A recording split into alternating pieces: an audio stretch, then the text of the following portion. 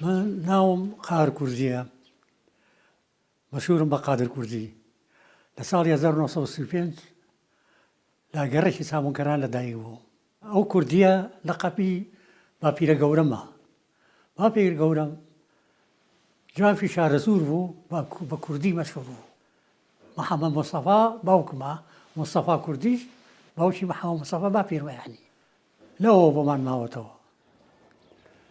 ئەمە حەمامی موفتیە مەدخەلی ماڵی خۆمانە. ذکرایەتم زۆر هەیە لەگەڵ ئەم حەمامە کە مناڵ بووم تا عمری 3-4 ساڵی لەم حەمامە دایکم ئەیشتە. دوای ئەوە تۆزێ گەورەتر بووم هەموو ڕۆژێ لەگەڵ باوکما هاتین خۆمانەش لەم حەمامە.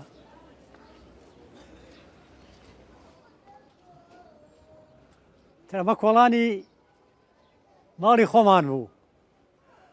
ئەنواع یاریمە کرد لەم ناوە. وەڵڵی هیچ نەگۆڕاوە تەقریبەن هەر وەکو خۆیەتی.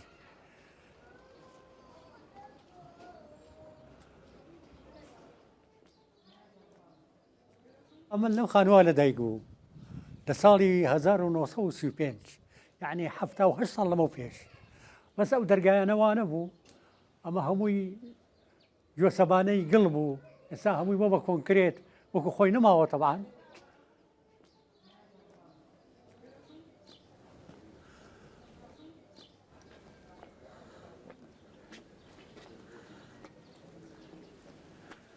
هەری مناڵانە هەبوو، ئەلوچێن و ساف سافێن و چاو چارچێ و ئەو نەواشتانەمانە کرد لەم ناوە. بە سەربان بۆ سەربان بازبازێنمانە کرد لەگەڕێکی ئەو لاوە هاتێن تا ئەم ناوە هەمووی ڕەبتی یەک بوو لەسەرەوە. دوای تەواوکردنی قۆناغی ناوەندی لە شاری سلێمانی، قادر کوردی دەچێتە شاری بەغدا و لە پەیمانگای هونەرە جوانەکان دەخوێنێت. ئەو پەیمانگایی کە هونەرمەندانی وەک جەواد سەلیم و ئیسماعیل شێخلی و فایق حەسەن و خالید ڕەحال وانەیان تیادەوتەوە.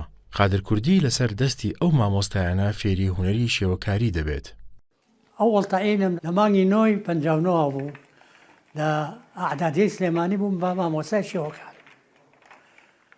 تقریباً 3 ساڵ لەو مەکتەبە مامەوە لە فترەیەک چوومە متەوەسطەی جمهوری لەوێش تقریباً ساڵ و نیوێ شتێک مامەوە. دوای ئەوە تەکلیفیان لێ کردین لە من و مامۆستان وەرتوڤی و لە میحەنا کە چالەکی قوتابخانەکان دامەزرێنین لە تەربیە. بالفعلەوە بوو دامەزران. لە دوای ساڵی 58 بیرم دێ ئەمامە مامۆستامان بوو لە ئامادەی سلێمانی کوڕان. یەکەم کەسێک بووە کە منی فێری ئەلوان مائی کردووە بۆی ئاوی بۆ یەکەم جار کە پێناسەمان لەگەڵ پۆستەرا کرد. هەر من نا زۆر کەسی کە من بەش بە حاڵی خۆم کە چەند ئەیبینم سەری بۆدان ئەوێنم چونکە ئەمەنە گەورەیە لام یەکەم کەسێک بۆ کە توانیوێتی من پەروەردە بکە بتوانم بچم ئاکادیمەیەکی هونەری لە بەغاتەوە بکەم. ناسینم بۆ هونەرمەندی گەورە قادر کوردی دەگەڕێتەوە بۆ سەرەتای شەستەکان کاتێ من قوتابیم لە قوتابخانەی مامۆستایان کە دەست ڕەنجینی ئەو دیار بوو چ لە بواری شێوەکاریدا چ لە بواری هەڵپەرچێدا. دواترەوە بوو کە لە چالاکی قوتابخانەکان پێکەوە کارمان دەکرد بەڕاستی بە یەکۆ چوین بۆ قوتابخانەکان هاریکاری قوتابیانمانە کرد لە دروستکردنی گروپی هەڵپەرچێ و ئامادەکردنی ئەو تابلوانی کەیان بوو لە پێشانگاکاندا. یارێکە تەلەبە بووم لە مەحات هەموو ساڵێ مەهرەجانی مەحاتمانە بوو لەوانە هەمووی ئیشتراکم کردووە. ئەو تابلۆیشم ساڵی 62 ئەو کەڵە شێرانە. وەک ئارەزومەندێک بۆ هونەری میلی، قادر کوردی چەند گروپێکی هەڵپەرچێ دروست دەکات لە شارەکانی بەغدا و سلێمانی کە ئەندامانی گروپەکان بریتی بوون لە کوڕ و کچی گشت ناوچە و شارەکانی عێراق و کوردستان. ئەمەش دەبێتە ئەزموونێک بۆ ئاشنابوون بە شێواز و کلتور و جوڵەی هەڵپەرچێ جیاوازەکان. هەر بۆیە کاتێک قادر کوردی بەشداری فستیڤاڵی لاوان دەکات لە ڤێنای پایتەختی نەمسا، نەخشەی یەکەمین تابلۆی هونەری هەڵپەرچەی میلی دادەنێت. ساڵی 59 مەهرەجانی شەبابی عالەمی هەبوو لە ڤێننا. 5 وڵات اشتراکی کرد بۆ افتتاحی. سین، اتحادی سۆڤێتی ئەو حەلا، عێراق لەگەڵ دوو وڵاتی کە بوو عراقش منهجمان نبووە ما دوو ڕۆژ پێش افتتاحەکە ئەوە بوو خوا لێ خۆشبوو مامۆستا مونیر بەشیر تەکلیفی لێ کردم کە مەجموعەیە هەڵپەرچێ تەشکیلی بەبێ لە شێوەی دەوائر تقریبا دوو ڕۆژ ئیشم کرد وەفدەکە پێگاتە بوو لە عەرەب لە کورد لە ئەرمەن لە تورکمان ئەوانە هەموو جێری خۆیانان لەبەرا بوو یعنی کە ئەو تەبلۆیەم دروست کرد و پێشکەشم کرد ئەوە یەکەم بەرهەمم بوو کە لە شێوەی تابلۆ ئەمە ڤێن نەکەیە ئەمە ڤێن نێ پەنجاونەوە تەماشایکە ئەو دوانە ڤێنن یعنی لە ڤێنە دوو تیپەمە بوو تیپێکی هینی جامعی بەغا کوردەکان تیپێکی هینی سلێمانی لەگەڵ مامۆستا قاردیلان و ساڵح دیلان و شەماڵ ساحیب و ئەوانە تەکلیفیان لێ کردم کە ئیشرافی تیپێکی هاکەزایی بکەم بۆ بەناوی سلێمانیەوە. ساڵی 1964 ئەبێتە وەرچەرخانێک لە کارکردنی هونەری قادر کوردی بە جۆرێک کە لە هونەری شێوەکاریدا دەبرێت و ئەبێتە ڕاهێنەرێک لە هونەری هەڵپەرچەی میلیدا. مامۆستا حەقی شبلی عەمیدی مەسرحی عێراقی مدیر عامی مؤسسە بوو ئەوها تەکلیفی لێ کردم وتی بێ یارمەتیم بی بالفعل چوم تقریبا مدەی 6 ساڵ لەوێ مامەوە پچرام لە فنونی تەشکیلی تركيزم كل هذا الفنون شعبي يعني خو اختصاص تشكيله بس كسومه بغاية تقريبا تشكيله كبسرام يعني متفرغ مو فنون شعبي هو بو ترى اشرافي تابلوي عربي مكر تابلو مو خو العربيه الكرديه تابلو مو يعني خشابه تابلو مو يعني عربي الصرفي بصره يبغاه هاتشاه او انا من اشراف ما كردن ليش قال له تابلو كرديه کەتیبی هوەری ڕەشید لە بەغاوە هاتن بۆ سلێمانی هونەرمەندی گەورەی خوا لێ خۆش بوو حەقی شبلی عەمیدی مەسیحی عێراقی جوڵەی ئەوی زۆر بەدڵ بوو و هەروها تەنانەت منیشی تەکلیف کردکەوە بچین نەقلی بەغدابین لەو گروپی هوەری ڕەشیدیش بکەین ئەو بۆ ئەو ڕۆژ بەڵام من لێرە نەمتوانی بڕۆم لەوێش توانی خۆی بسەلمێنێ بۆ تابلۆ جوانانەی کە لەو سەردەمەدا پێشکەشێکی لەگەڵ ئەو گروپا مامۆستا حەقی شبلی کە تیپی نەتەوایەتی دانا بۆ نواندن و بۆ هونەری هەڵپەرچیە یەکێ لەوانەی کە داوای کرد و بردێ لای خۆی وەکو فێرکەر و مامۆستایەک ئەم بوو توانی هەموو هەڵپەرچیەکانی کوردی نەک هەر بە شێوە ساکاریەکە بەڵکو جوانکاری تێکە بیکاتە پارچەیە لە هونەر وەکاری کردە سەر ئەوانە تەنانەت عەرەبەکان ئەوانیش کەوتنە ژێر کاریگەریەوە.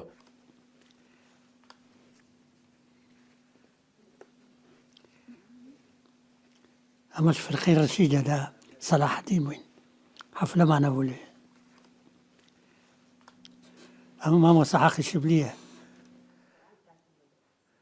هسا أرشيفية كما هي أفلامي السينمائية أجملين أوتا بشانا شي سيري تايا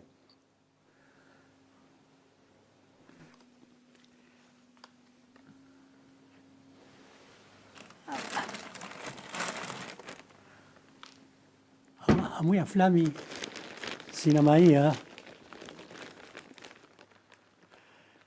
يعني مناسبات جامعة ومناسبات خوم ومناغلكان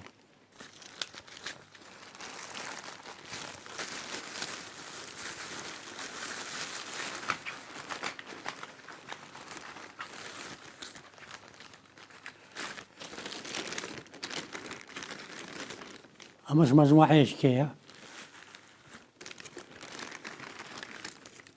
أمش مجموعة إيش كيا أما أفلامي سينمائي أجمليمة في مناسبات جامعة جامعة سليماني طبعا هي حفلة تخرج استعراضات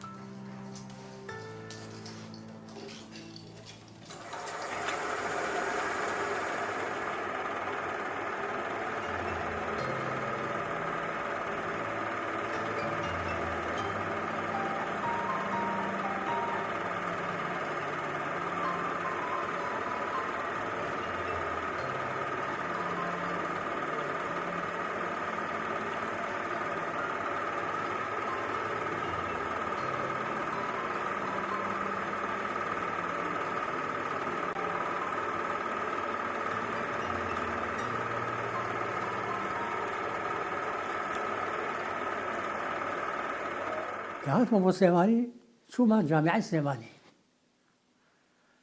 بووم بە مدیری سەقافە فنوونی ئەوێ ئەوە دایرەیەکی فەنی بوو ئیشرافی فعالیاتی تەلەبەی کولیەکانمان نەکرد لە ساڵی دوای هەفتاکان بوو مەجموعەیە فەنانی کەڵەم نابوو مامۆستا شەماڵ ساحیب مامۆستا ئەحمەد سالار مامۆستا ئەنوەر قەراغی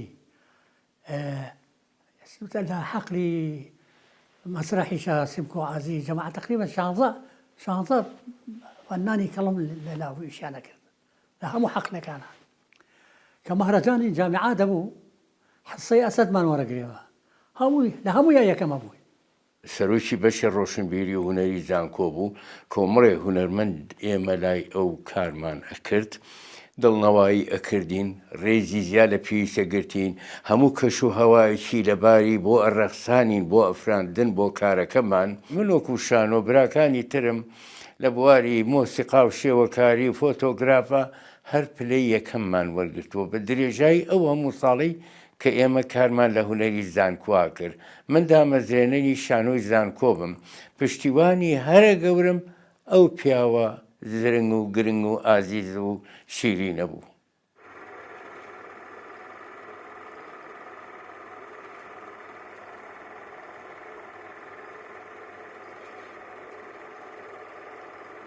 لە ساڵی 82 زانکۆ سلێمانی نەقلی هەولێر کوڕێکی برادرم مدیری تیپی هەولێر بوو سەفەتە جەراحی نەبوو ئەمرێ خۆی کرد خوا عەفوی کە یاخوا ئەوەها بۆلام بۆ جامعا وتی مامۆستا قار ئەبێ بێ یارمەتیم بێ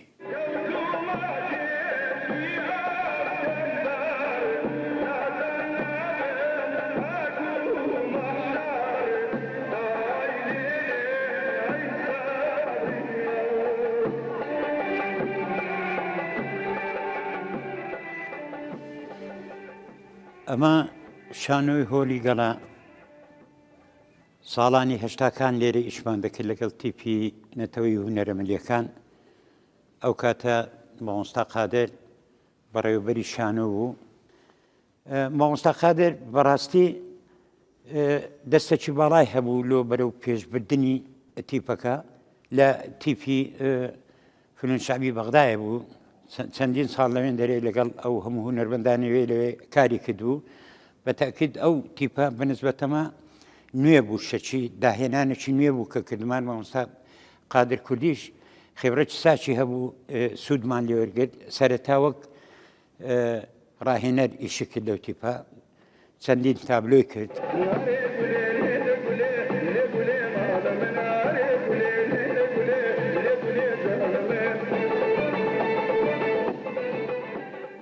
تقریبا 12 ساڵ لەوێ ئیشم کرد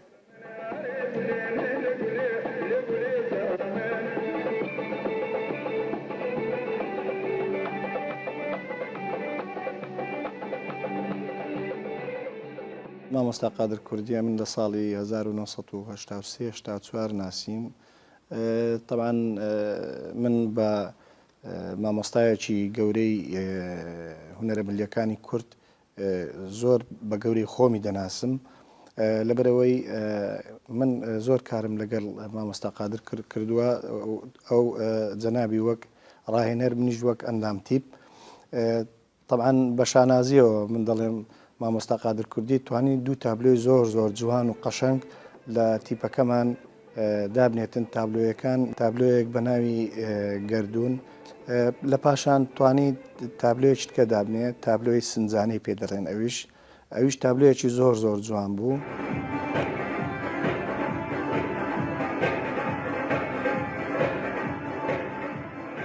سەرەتای ساڵی هەشتاکان کە ئەو کاتە وەک ڕاهێنەر هاتە تیپی هونەری ملی هەولێر من ئەو کاتە ئەندام بووم لە تیپی هونەری ملی هەولێر مامۆستا قادر ئەو کاتە دوو تابلۆی پێشکەش کرد لە ئامادەکردن و ڕاهێنانی خۆی بوو من ئەو کاتە ئەندام بووم لە تیپەکە و لە ناو تابلۆکەی ئەو مامۆستا قادر هات بۆ هەولێر کە زانکۆی سلێمانی گوازراوە ئەو کاتە تیپی هونەری ملی کۆمەڵێک سەماکاری چاکچە بوو لەگەڵشدا کۆمەڵێک ڕاهێنەری بیانیتیا بوو یەکەمین جار بوو کە مامۆستا قادرمان بینی وەک ڕاهێنەر هاتە تیپی هونەری میلی هەولێر وەک کوردێک ڕاهێنەر بوو هەر هەمومان زۆر دڵمان خۆش بوو کە بە زمانی خۆمان قسەی کرد.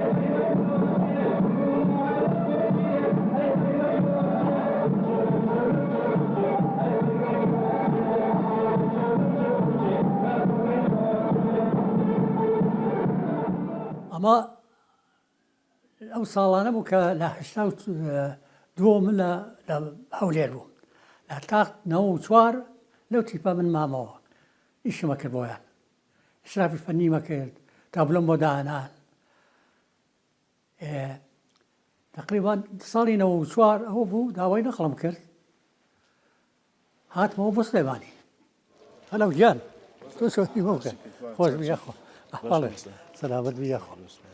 پاشان ساڵی 1996 لە 1970 مامۆستا قادر بە سلێمانی بینی بۆ یەکەم جار لە پێش باغی کشتی داوای کرد کە تیپی هونەری میلی سلێمانی دروست بکەین. من ژووت مامۆستا قادر تیپی هونەری میلی دروستکردنەکەی ئەبێ باوکاری وەزارەتی ڕۆشنبیری بێ.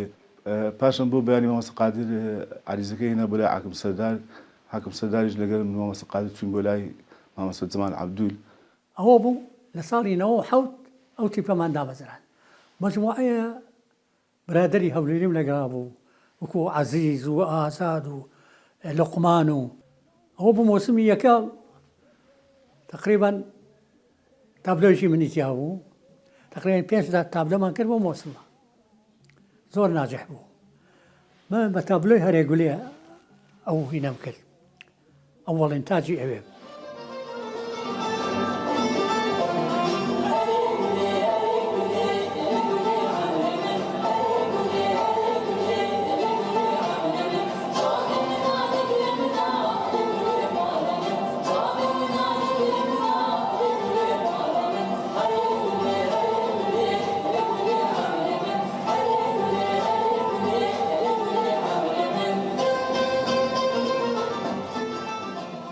سێ تابلۆم هەیە لەو لە تیپی هونەری سلێمانی لاوەلاوم هەیە هەرێگولۆم هەیە خەڵی ئینی گۆبەرۆکیم هەیە هەڕێی گۆبەرۆک.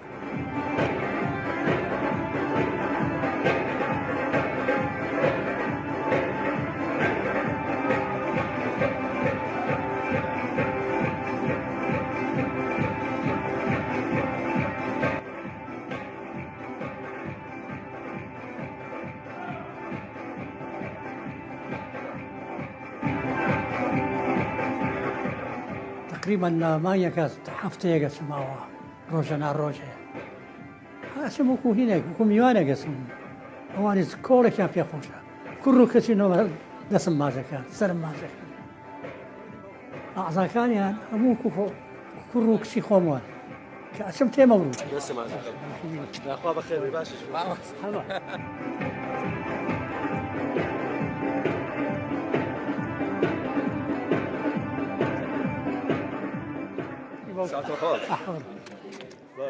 ناتوانم ئێستا هیلاگەم تقریبا ماوەلیدی 35م تقریبا 78 ساڵ عمرمە بە زەماخیرا چاوم پوچی کەوت تۆزێ هێزی جەسەدیشم نەما ئێستا بەس ئەسم وەکو مشرفی ئیشرافیانەکەم دائانیشم لە لایەنە هەر دڵم پێ یەکێتەوە کەسە یعنی لەو تابلۆ دروست ناکەم چۆ بۆم ناکرێت.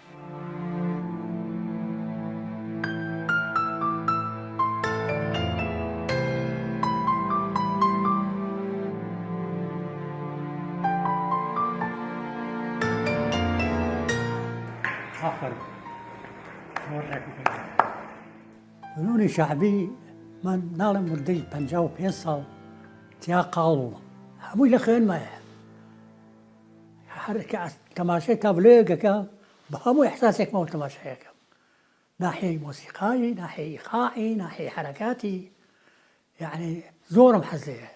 وەک ڕاهێنەرێکی کورد دەتوانم بڵێم ئەو یەکەم کەس بوو کە توانی تابلۆی کورد وەک کوردێک تابلۆ دابنێتن. دەتوانم بڵێم یەکەم کەس بۆ لە کوردستان توانیتی تەختیتی هەڵپەرچێ دابنێتن. هەتاکو ئەم کاتەش پیاوێکی خەبیرە و هونەرمەندێکە ئێمە هەر هەمومان خەرزاری ئەوین. کاقار ئینسانێکی هەمیشە زیندوو بوو هیلاکی نەزانی چییە داهێنەری هەڵپەرچێ کوردی بووە. لە ڕووی ڕاهێنەری ملیەکە تەوقع ناکەم هیچ کەسێک بتوانێتی وەچی مامۆستا قادر کوردی ئەم بۆشایە بۆ ئێمە پڕ بکاتەوە. کە سەمای بکردای هەڵپەرچەی بکردایە هەموو جەستەی نەکرد سەمایە کرد هەموو یەرپیەکەنی.